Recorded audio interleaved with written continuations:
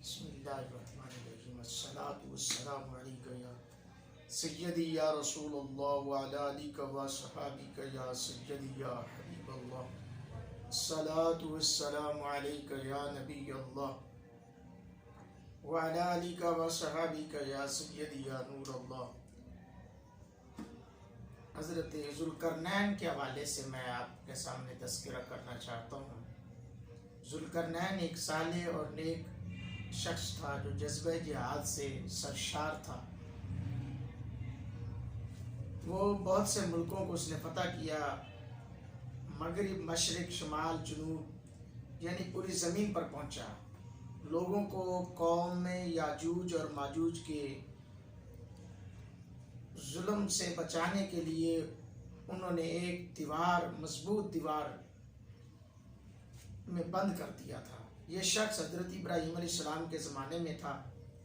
حضرت ابراہیم علیہ السلام پر ایمان لایا، آپ کی رفاقت میں بیت اللہ شریف کا طواف کیا تھا اور حضرت ابراہیم علیہ السلام کی پیروی کی تھی۔ اللہ تعالیٰ کی طرف سے انہیں اقتدار سے نوازا گیا تھا۔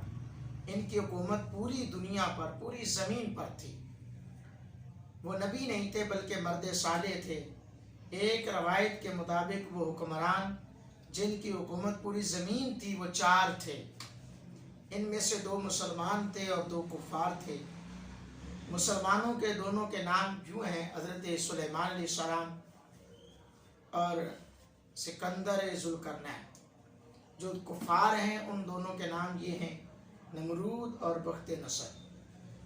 یاد رہے کہ اس کائنات میں 5ویں شخص امت محمدی میں سے ہوں گے جن کا نام حضرت امام مہدی علیہ السلام ہوگا۔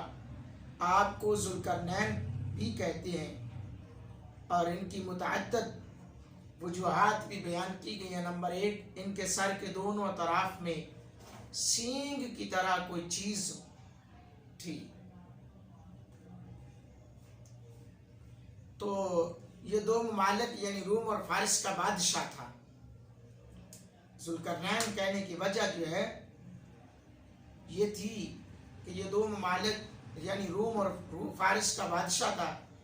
یہ فتوحات کرتا ہوا مشارق و مغارب میں پہنچ گیا تھا۔ ان کے سر پر بالوں کی 2 مینڈیاں بنی ہوئی تھیں۔ نمبر 5، اس نے خواب دیکھا تھا کہ اس نے سورج کے 2 سنگوں پر قبضہ کر لیا ہے۔ اس کے خواب کی تعبیر یہ بیان کی گئی کہ وہ تمام دنیا کو ایک سرے سے لے کر دوسرے سرے تک فتح کرے گا۔ ان کے امامے کے نیچے 2 سینگ تھے۔ انہوں نے اپنی قوم کو اللہ کی طرف دعوت دی تو قوم نے آپ کا ایک جانب سے سر پھاڑ دیا اور دوبارہ دعوت دینے پر دوسری طرف سے بھی سر پھاڑ دیا تھا۔